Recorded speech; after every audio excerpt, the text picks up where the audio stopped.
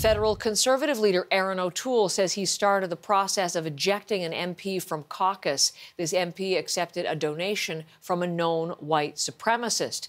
The party confirmed yesterday that Derek Sloan took a donation from hate group leader Paul Fromm when Sloan was running for the party leadership last year. In a statement, O'Toole says Sloan's accepting the donation is far worse than an error of judgment or failure of due diligence. O'Toole says racism has no place in the party, and he will not allow Sloan to run as a Conservative candidate in the next election. Janice McGregor is following that story, and she's live in Ottawa today. Further detail, Janice, on what the Conservative leader is saying and doing and what Derek Sloan is saying and doing in response. Yeah, good morning, Heather. Paul Fromm, the man that Erin O'Toole's statement called a well-known white supremacist, he wasn't a huge donor to Derek Sloan's campaign. He only gave $131, but that figure actually is worth noting. The number 131 has been used actually as a code for some hate groups. Important to consider that this donation was made under Paul Fromm's full name, Frederick P. Fromm.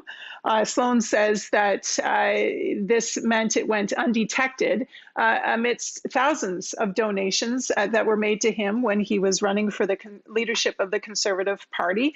It was a donation that was made in August, and it's important to note, too, that the party did not notice this until it was revealed by the website Press Progress earlier this week. The Conservative Party had also accepted an application for party membership under the same name earlier last year. Fromm voted for Duncan in the Conservative leadership race, and party headquarters took a cut of the money that he donated and kept it for itself, as it does with donations like this. Sloan said that as soon as he realized where this money came from, he requested for it to be refunded. He held a Facebook Live event last night and said what happened here was a reasonable mistake. Take a listen. It was accepted as a member.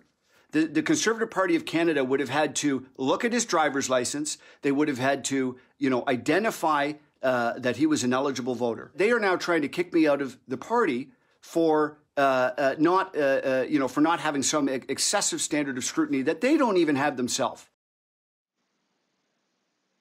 So Sloan's point is that if he's guilty of this mistake, so's the party. And it doesn't look like he's prepared to go quietly, despite the fact that O'Toole is now saying he can never run as a Conservative again. He said the party's picking a fight with the wrong person, and he is prepared to prosecute this in the court of public opinion. I remember from previous conversations with you, Janice, this is not the first time Derek Sloan has been in trouble with the party, but why in particular is the crackdown coming now?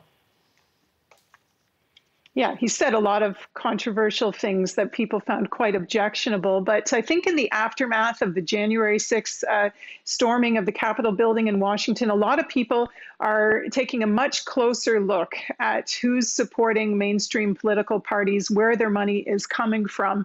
Erin O'Toole, it must be said, just last Sunday put out a 600-word statement to try to respond to some allegations from his political opponents that the Conservative Party was getting far too close to some tactics and rhetoric and symbols used by Donald Trump and the Republican Party in the States to win donations, to garner votes. This latest revelation of Sloan's would seem to undermine the message that O'Toole was trying to get out there this week. Nevertheless, Conservative caucus meets at the end of the week, virtually, a caucus meeting already scheduled. We are watching to see if a vote on removing Sloan from caucus happens before that virtual caucus meeting. I'm told it has to be done by secret ballot, but it might be possible to do a secret ballot virtually, but that's the rules that the caucus is bound by. O'Toole can't kick him out on his own. It was interesting to see this tweet on Twitter from fellow Conservative MP Eric Duncan last night, perhaps speaking for more people than just himself when he was applauding O'Toole stepping up, taking action on this. He said he's had enough of Derek Sloan too. There's no room for this garbage in our party, Duncan tweeted. Good riddance.